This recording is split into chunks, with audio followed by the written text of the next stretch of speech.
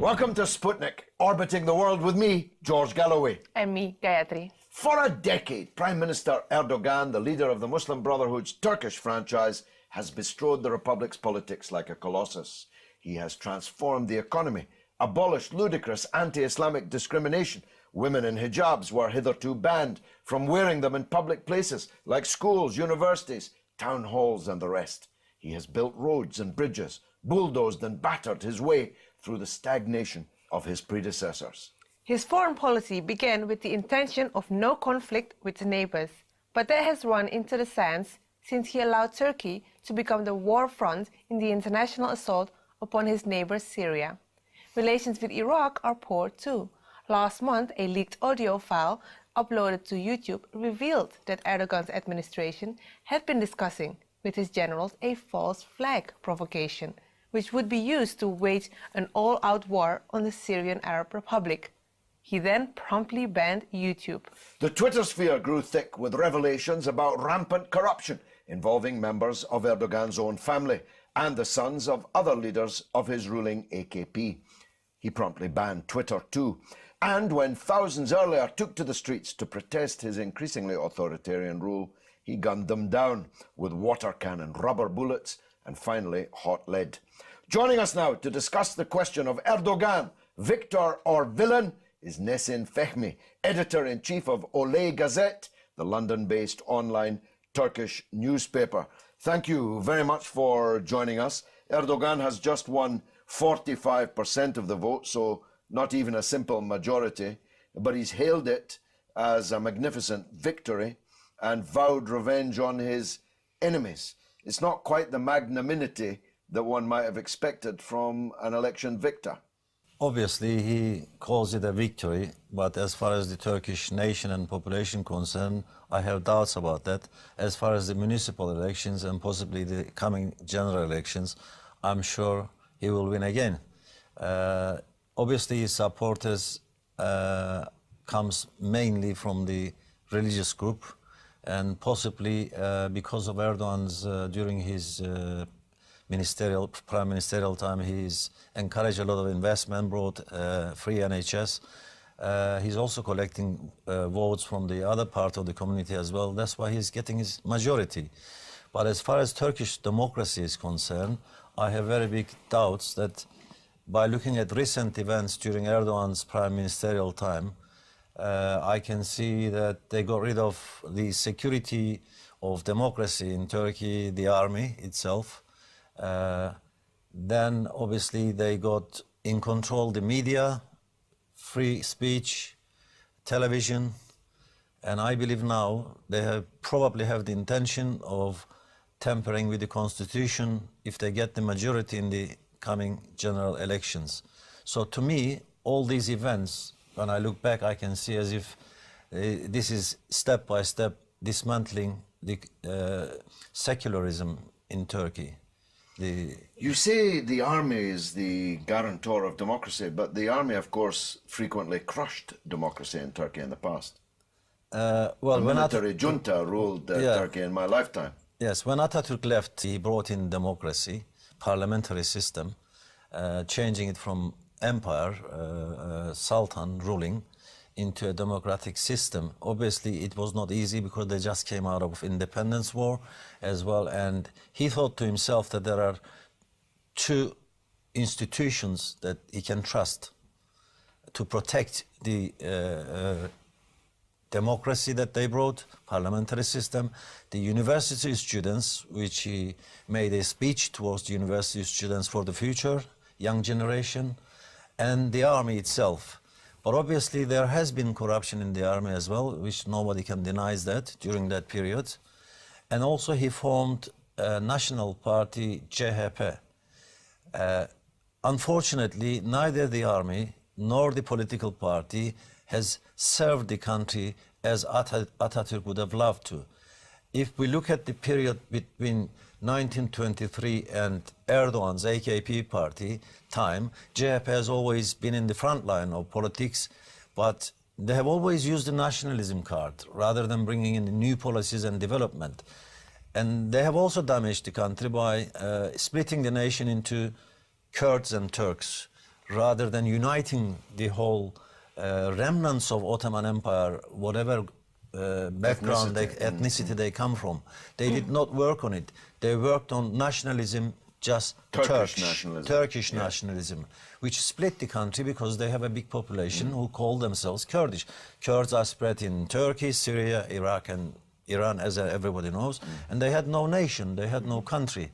But this does not mean that they could not have lived peacefully and with equal rights in Turkey, but CHP has never really spent enough time solving these problems and relating to these people with their language. They couldn't speak or learn their own language as well as a secondary language. They did not invest money into Eastern and Southeastern Turkey. Mostly the investments has always been into big cities like Istanbul, Ankara, Izmir, Western Turkey rather than East. So no one can say that they've done any better than Erdogan, the CHP. They used the nationalism card. Now we look at the Erdogan's era, they're using the religious card, because after 600 years of Sultan's rule, which he was the religious leader as well, majority of the population digested Islamic rules and understanding and philosophy.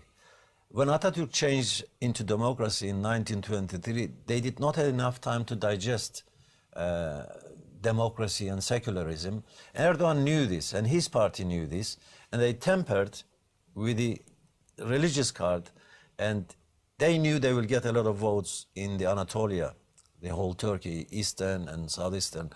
Plus, on top of that, they added the investment, encouraging investment. And I understand in one of his speeches, he used saying earlier when he was in public eye, democracy is like a train.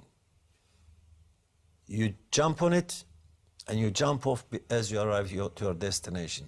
What I believe he meant by that is that we will use democracy as a name. We will use elections as a name to get the votes, get to our destination, and then jump off and bring in the changes that we have in our minds.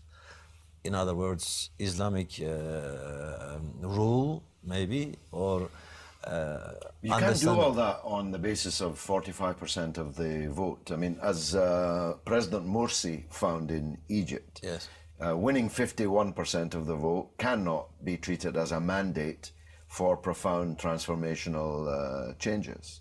The issue for Erdogan, therefore, is if he gets 45%, where's the other 55? And how united are they? How able are they to stop this train? Yeah, because you mentioned the Kurds. Yes. I mean, what's their position now, and how did they vote it in the past election? At least they have entered parliament. They have their own parties, but somehow they cannot get enough MPs into the parliament due to the election systems in Turkey. So yes, they have a voice to a certain extent, but they cannot enter into a party like the other parties to represent themselves and possibly get involved with politics. And they still that split. And it's not just Kurds themselves. Then you have Alevis, which is a big portion of population. They are not Sunnis. They are Alevis. They don't go to mosque. They have their own places to pray. And none of the governments... This is the same sect, of course, that the ruling family in Syria. And they're mostly concentrated in the east as well. They have their own praying places, but the government seems to be building 200 mosques, as we hear the figures, a year, whereas those people don't have any, they pay tax as well, and they don't have any... They don't get permission to build? No. No, the governments are not paying attention and respect. So what's the opposition then to Erdogan? Is it hopelessly divided and therefore 45% they are is divided. enough? They are divided because you got the Kurdish people, they probably will vote for BDP, which is a Kurdish-backed party. Then you have CHP, the national Ataturkist absolutely Republicans. Yeah. And then you have MHP, which is Milli Hareket Partisi, which is more nationalist party. So they're split. The opposition is split into three. I see and there's four. no left in this picture. Is there no Turkish left worth talking about in electoral terms? No, there is not that much. Well, Ecevit, who used to be the leader of CHP, was supposed to be a bit of socialist, but Bülent Ecevit, yeah. But Yes. what about left of him? Nothing? nothing. I can't see that, and there is no development in the party itself, and they don't know which card to use, like Erdogan, to attract votes. Nationalism is out of the way at the moment. Only religion is working in Turkey. There are no party who will bring policies where people will say that, yes, we are voting for policies now. What is positive to all these arguments, demonstrations, and changes in Turkey is at least since 1923, almost half of the population now digested secularism. And they are ladies, young women, university students, children going out on the streets and demanding equal rights.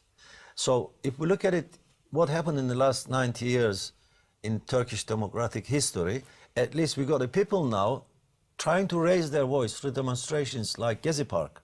If you watch the pictures on Gezi Park, you will see a lot of women on the streets. You will see a lot of young students. They are not politically minded. They don't vote. They vote for different parties.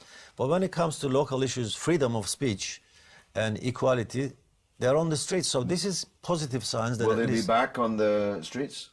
I think Gezi Park was the point where public said enough is enough, and they put a stop to it. And this will go on. It will continue. The problem is, where is the party? A lot of people now in the general elections will not even vote because they don't approve any of the parties. Thank you very much, Mr. Fehmi. We're going to have to discuss that again.